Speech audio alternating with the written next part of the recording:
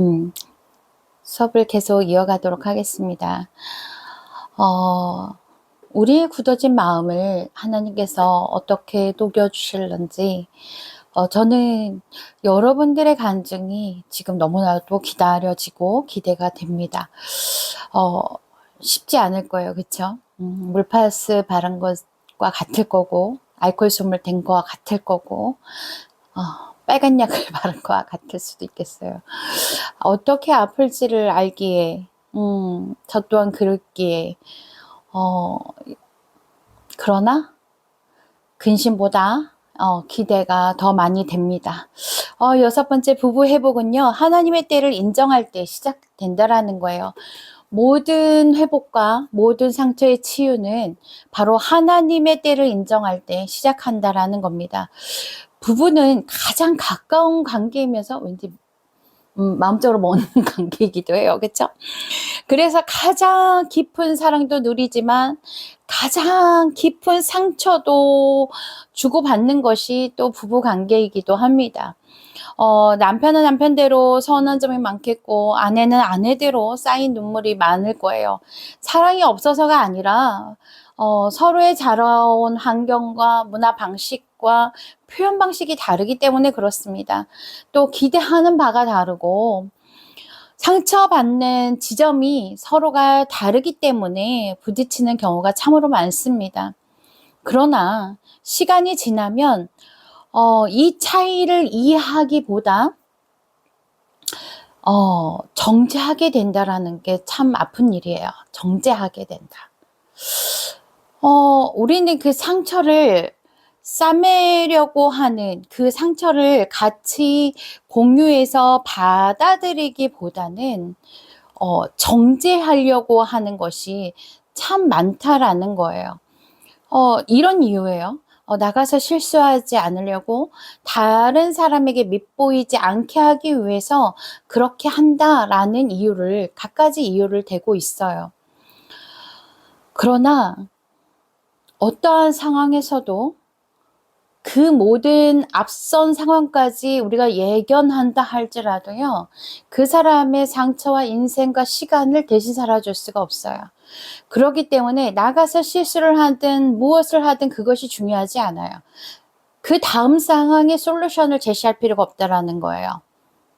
같이 그 마음을 공감해주고 같이 해결해 나가고 들어주고 기도해주고 함께 손잡아주는 것이 더 효과적으로 드러나는, 함께 치유되고 회복되어지는 그런 관계가 되어질 수 있습니다.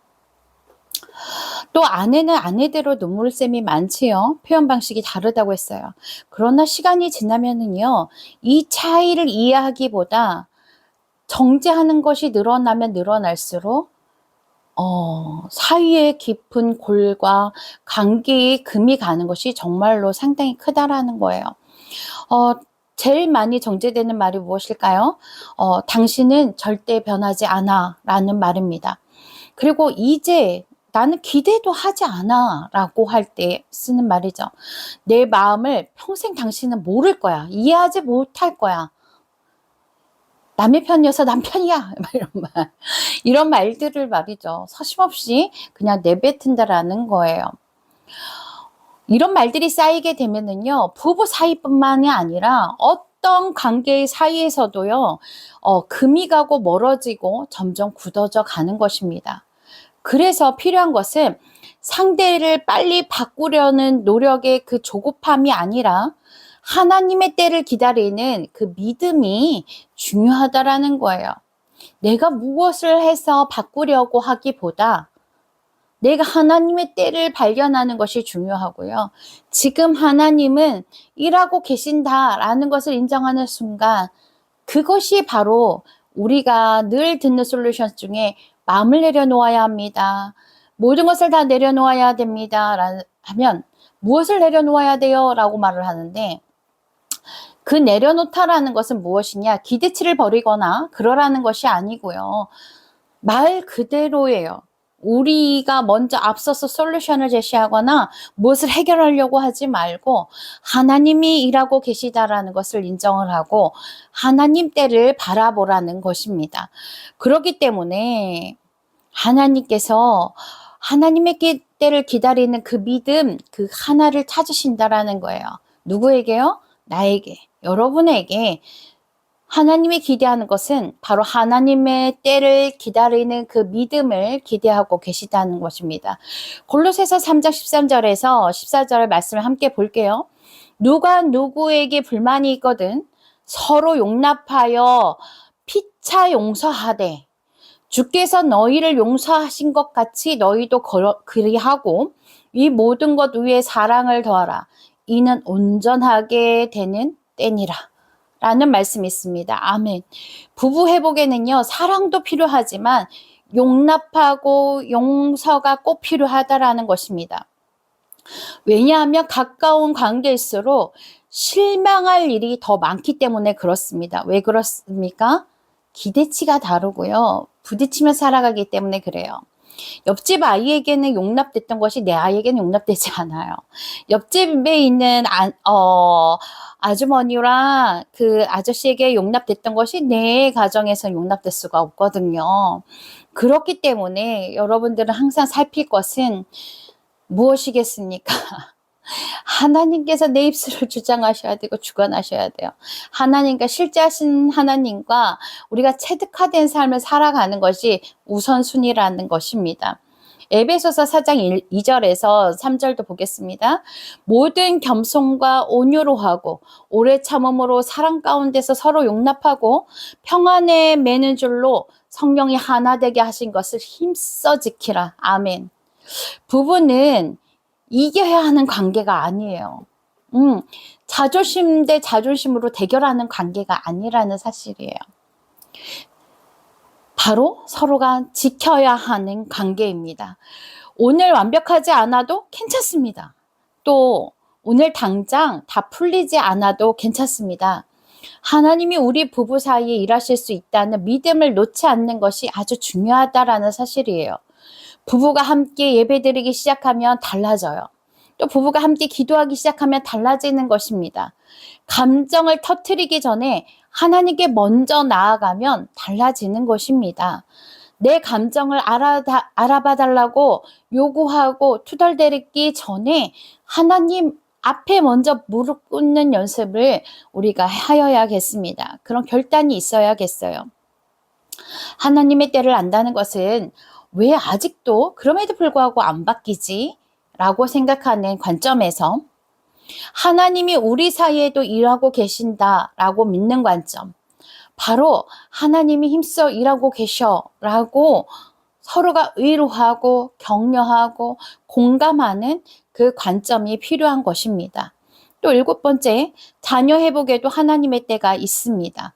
부모의 가장 깊은 눈물은 대부분 자녀 문제에서 나온다라는 거예요.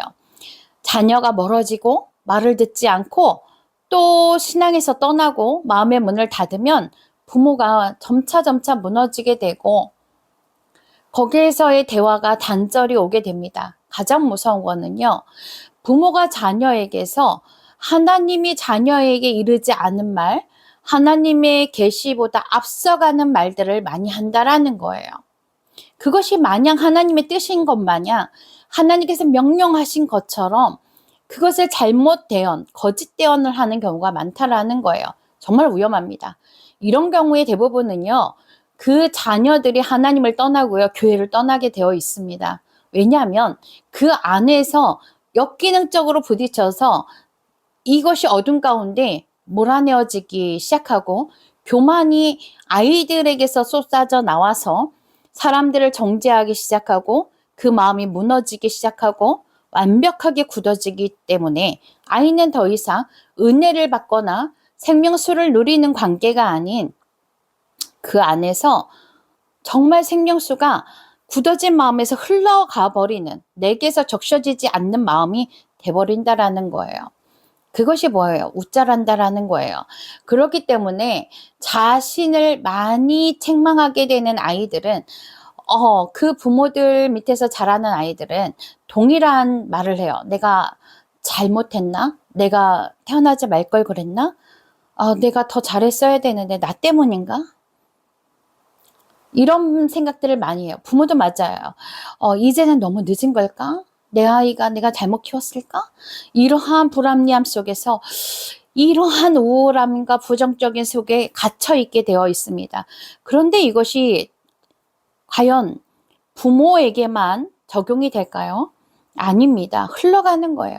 자녀도 동일한 생각과 동일한 삶을 살게 되어 있습니다.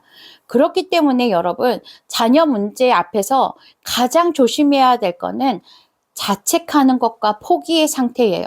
바로 자괴감을 갖는 것이 가장 주의해야 되고 단절해야 될 상황입니다. 사도행전 16장 31절을 보면은요. 주 예수를 믿으라. 그리하면 너와 내 집이 구원을 받으리라. 이 말씀은 곧 가정을 향한 소망의 말씀을 주시는 거예요. 우리가 너무 잘 알고 있는 말씀이지만 주 예수를 믿으라. 그리하면 조건이 그리하면 너와 내 집이 구원을 받으리라. 부모가 믿음으로 서 있을 때 하나님이 그 가정을 붙드신다는 약속의 방향성을 보여주는 것입니다. 그렇기 때문에 이사야 49장 25절도 함께 볼 텐데 내 자녀는 내가 구원할 것임이라. 누가요? 하나님이요. 내 자녀는 내가 구원할 것임이라 라고 말씀하시는 거예요. 여러분 이 말씀을 붙드셔야 됩니다. 반드시 붙들어야 돼요. 이것이 자녀뿐만이 아니라 내 배우자와 내 관계와 내 성도와 우리 안에 있는 관계에서 반드시 여러분들이 명심하고 숙지하셔야 할 내용이에요.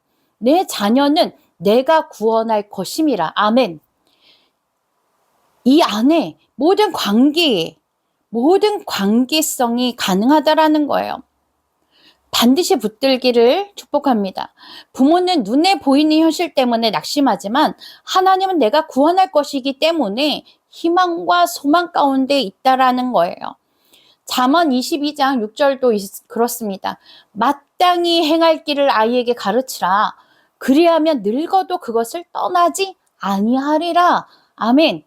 지금 당장 열매가 없어 보여도 말씀으로 심은 씨앗은 사라지지 않는다라는 거예요. 결단코 부모의 눈물의 기도는 헛되지 않는다라는 사실입니다. 부모는 자녀를 통제할 수는 없습니다. 그러나 자녀를 위해 기도할 수는 있다라는 거예요. 마음껏 기도할 수 있다라는 거예요.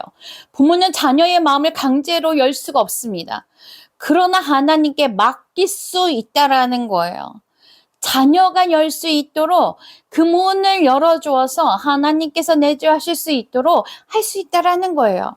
그러므로 절대 끝났다라고 선포하지 마시고 선언하지 마시기를 바랍니다. 하나님 저 아이에게도 때가 있습니다.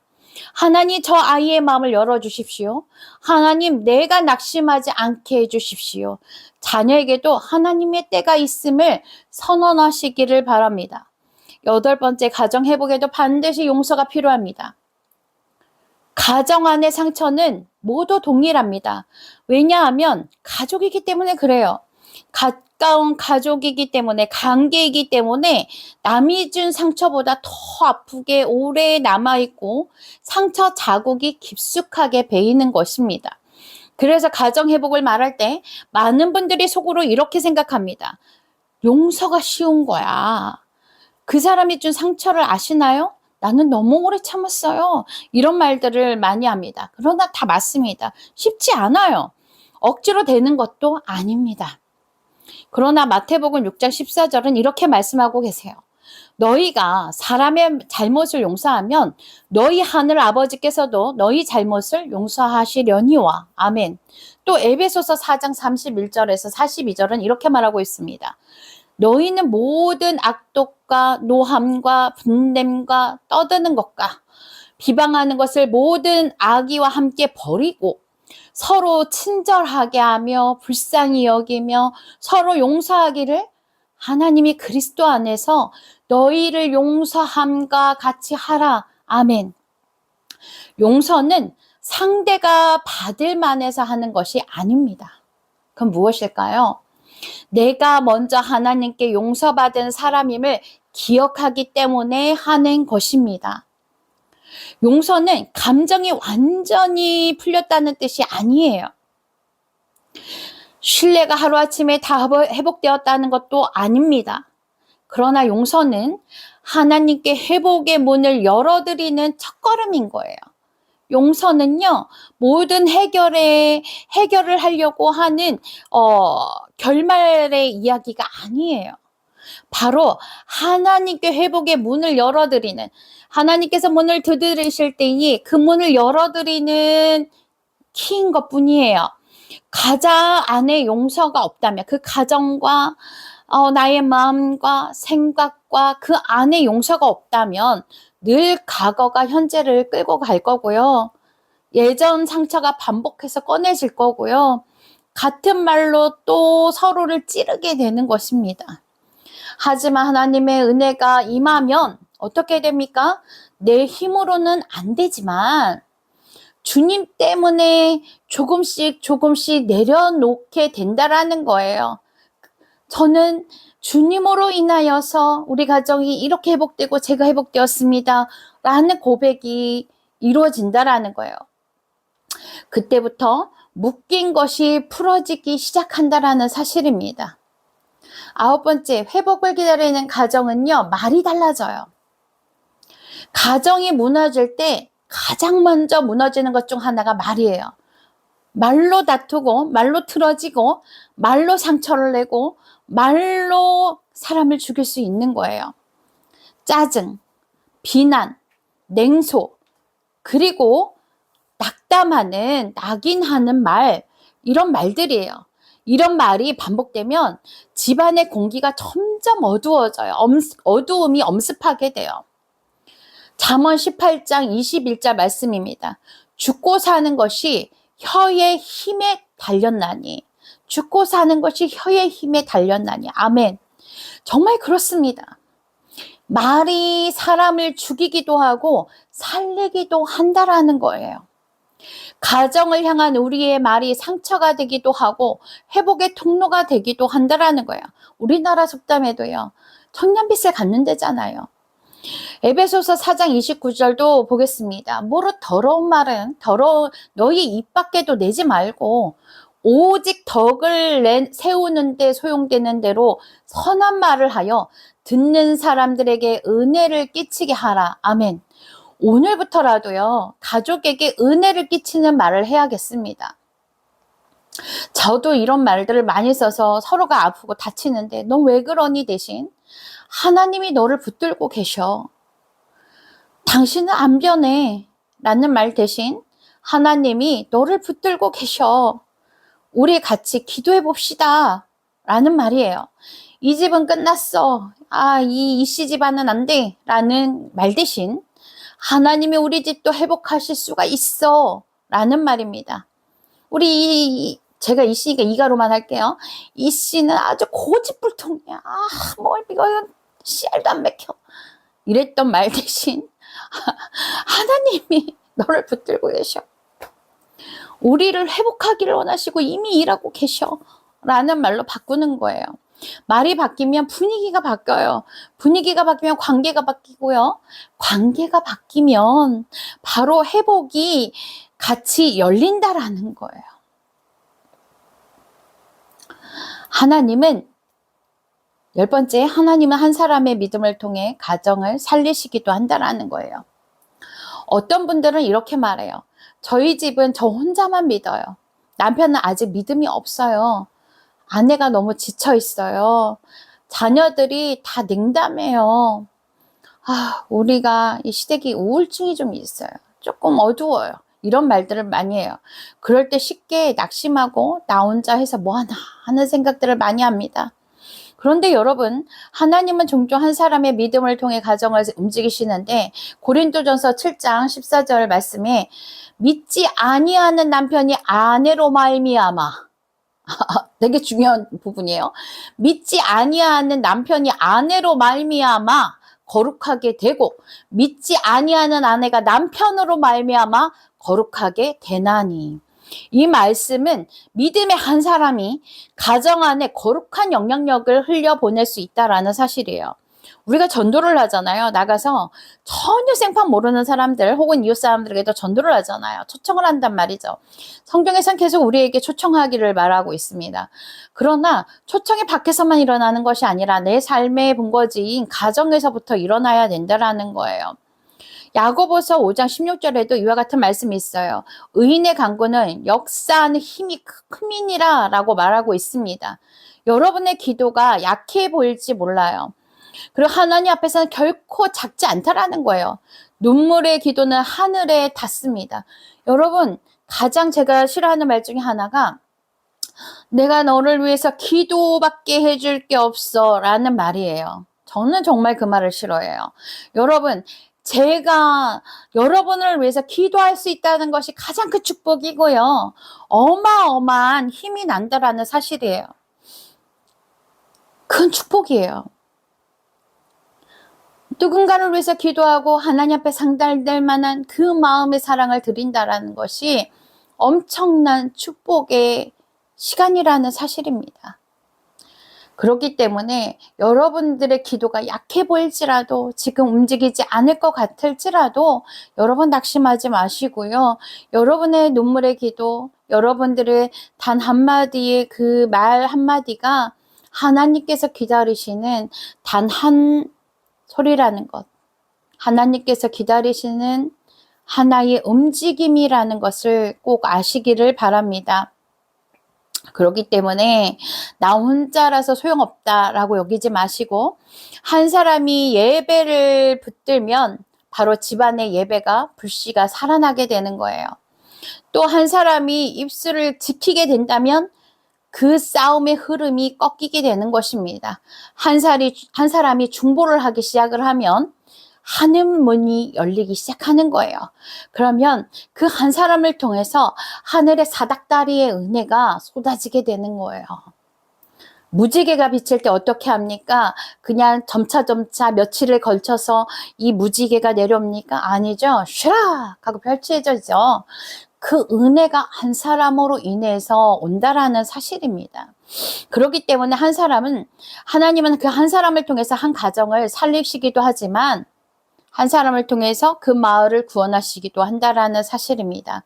그렇기 때문에 이렇게 기도하십시오. 하나님이 찾는 그 한 사람이 내가 되기를 소망합니다.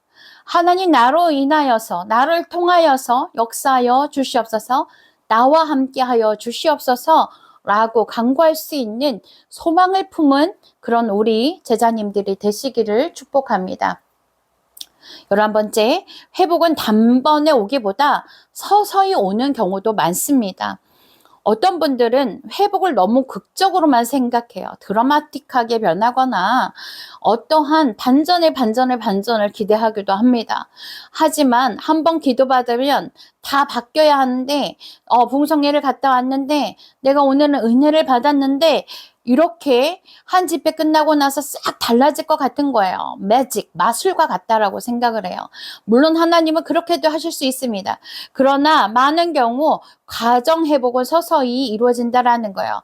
인격적인 하나님께서 우리의 생각과 우리의 모든 언어와 우리의 인지하는 것을 다 막아버리고 그분이 뚝딱하고 바뀌신다는 것이 아니라는 거예요. 그렇다면 우리 삶이 영이 되지 않죠. 우리 삶이 이루어지지 않습니다. 하나님이 다 만드시면 되는데 우리의 삶이 이 땅에서 이루어지겠습니까? 하나님의 인격적인 분이세요. 우리에게 선택의 길, 우리가 행할 길을 보여주신다라는 거예요. 우리가 살아가는 과정 속에서 하나님을 찾게 하시고 하나님을 구하게 하시고 하나님과 함께 살아가면서 하나님께 소통하고 하나님께 내어 맡기고 의지하고 살아가기를 원하신다라는 사실이에요. 하나님이 가장이 되기를 원하시고 하나님께서 내 친구가 되어지기를 원하시고 하나님께서 가장 나와 함께하는 이 사랑하는 이로 있기를 원하신다라는 사실이에요. 그 핵심만 알면 여러분들의 삶이 그렇게 어지럽지도 그렇게 내 삶은 이렇게 엉켜서 잘 풀어지지 않아 라고 말하는 횟수가 이제 줄어들고 내 입에서 사라지게 될 것입니다. 또 물론 하나님은 그렇게도 하실 수 있어요. 그러나 하나님은요, 이 상황 속에서 우리에게 넌센스 퀴즈와 같은 것들이 있을 때가 있어요. 가령 이런 거예요. 제가 지난주와 좀 몸이 많이 힘들었어요. 빈맥이 심하고 호흡곤란이 계속 오고 계속해서 저혈당이 오니까 이게 제 의지와 뜻대로 자리에서 일어날 수도 없고 무엇인가 할 수가 없는 거예요. 나는 이미 일어나서 다 일을 할 수 있고 사역의 현장에 갈 수 있을 것만 같았지만 제 뜻대로 되어지지 않는 거예요. 그렇다고 낙담하진 않죠. 왜? 하나님께서 이를 통해서 나를 쉬게 하시는구나. 또 이것을 통해서 간증하게 하실 거구나. 라는 기대를 합니다. 그리고 여지없이 하나님께서는 저를 주일날 깨우셨고 일어나게 하셨고 빈맥을 주일 예배 그 자리 찬양의 현장에 서는 시간까지 정말 그 빈틈없이 그 1초까지 빈맥 가운데 모든 찬양단이 기도하게 했고 성도들이 기도하게 하셨고 그리고 예배를 들어가면서 하나님께 내어 맡기고 생명을 주님께 내어 맡기고 호흡도 맡길 때에 하나님께서 연락하시기를 원하시는 그 예배를 받으신다라는 거예요. 여기에서 만약에 기대와 소망이 없었다면 그냥 낙담으로 끝났다면 그 빈맥이 점차 커지고 호흡곤란으로 와서 예배의 자리를 지킬 수도 없을 뿐더러 심정지가 왔을 거예요. 그러나 하나님께서는 예수 그리스도의 이름으로 일어서게 하셨고 기도하게 하셨고 그 안에 소망을 품게 하셨으므로 인해서 하나님께서 받으실 만한 하나님께서 원하시는 그 예배를 드릴 수가 있었습니다. 우리가요 작은 변화를 무시하지 말고 그것 또한 하나님의 역사임을 깨달아서 하나님께 맡기는 그러한 삶의 자세가 가장 필요합니다. 그것은 무엇이냐? 내가 최악이라고 생각할 때, 내 숨이 넘어간다고 생각할 때, 내가 가장 어둠 가운데 있다 생각할 때, 바닥을 친다 생각할 때, 정말 이것이 지금 나에게 일어나는 일들이 불합리하다라고 생각되어질 때 그때 여러분들은 반드시 아셔야 할 것은 하나님이 일하고 계시다라는 것이고요. 하나님의 때가 바로 지금이다라는 것입니다. 하나님은요, 우리에게 이렇게 말씀하고 계세요. 마가복음 4장 28절 말씀입니다. 땅이 스스로 열매를 맺되 처음에는 싹이요. 그 다음에는 이삭이요. 그 다음에는 충실한 곡식이라. 아멘. 회복도 이와 같습니다. 처음에는 작은 변화입니다. 그러나 그 작은 변화가 쌓여서 결국 열매가 되고 또 스가랴 4장 10절 말씀에 보니까 작은 일의 날이라고 멸시하는 자가 누구냐라고 말씀하고 계세요. 작게 보여도 무시하지 말라는 거예요.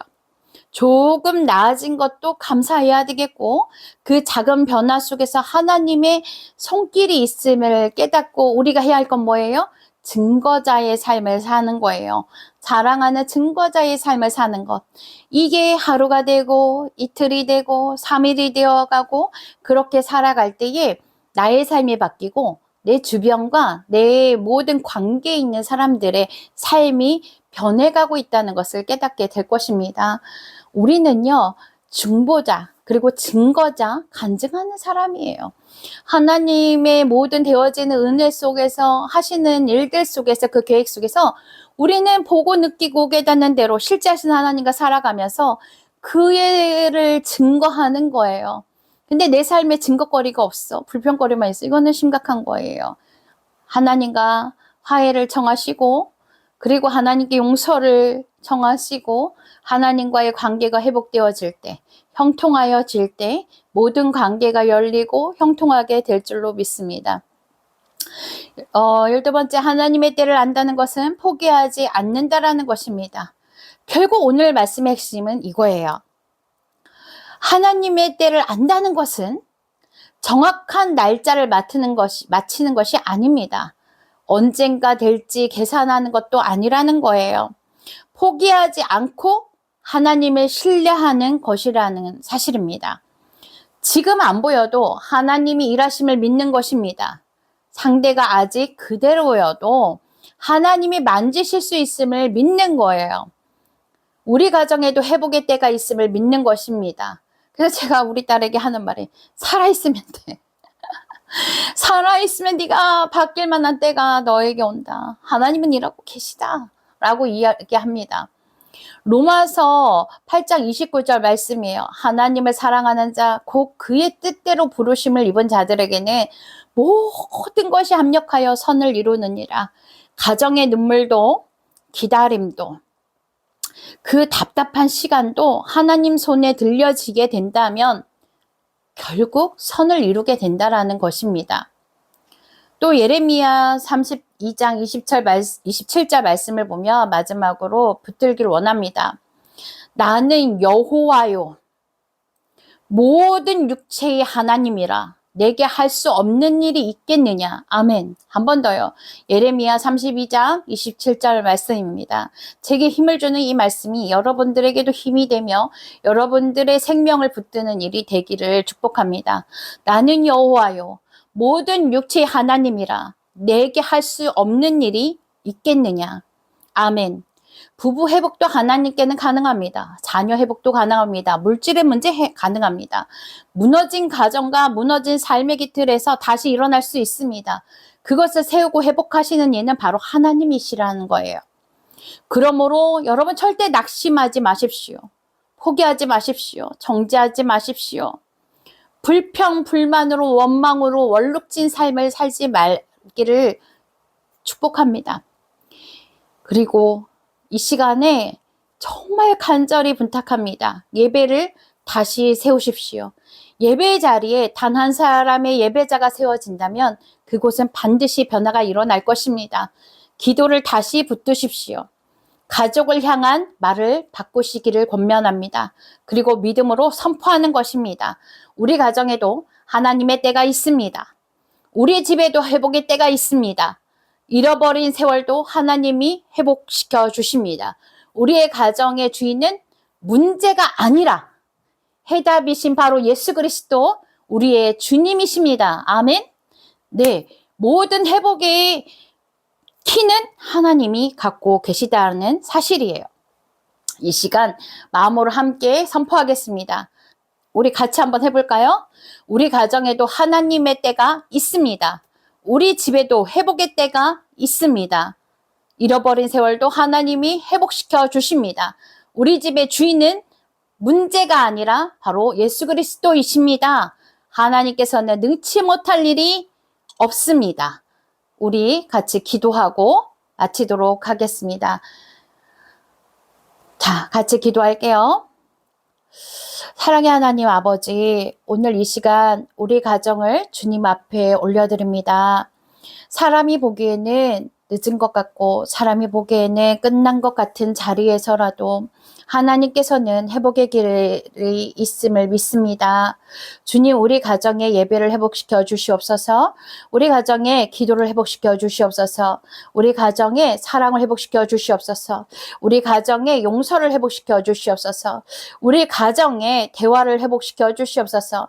상처 입은 부부를 만져주시고 눈물로 기도하는 부부를 위로하여 주시옵시고 멀어진 자녀들의 마음을 돌이켜 세워 주시옵시고 집안의 차갑고 무거운 공기를 걷어내어 주시옵소서.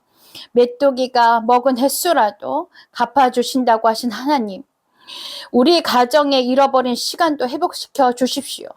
조급함을 내려놓게 하시고 하나님의 때를 신뢰하게 하시고 포기하지 않는 믿음을 허락하여 주시옵소서.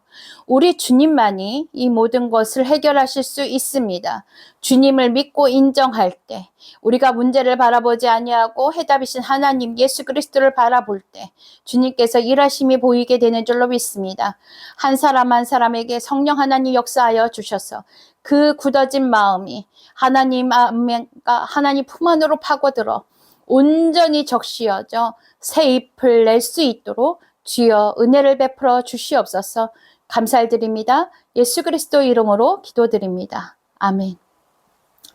여러분, 하나님의 때, 바로 그 하나님의 때는 지금입니다. 여러분들의 삶 속에서 보이지 않고 움직이는 것 같지 않고 일하시지 않는 것 같지만 지금 하나님은 여러분들과 함께 살고 계시며 늘 여러분들에게 문을 두드리고 계시고 여러분들과 함께하고 계십니다. 어느 자리에서도 앉은 자리이든 서 있는 자리이든 누워 있는 자리에서도 하나님은 여러분들과 함께 하신다라는 사실입니다. 힘을 내시고 하나님의 때에 승리하셔서 증거하는 증거자로 다시 만나기를 소망합니다. 여러분 모두 수고하셨습니다.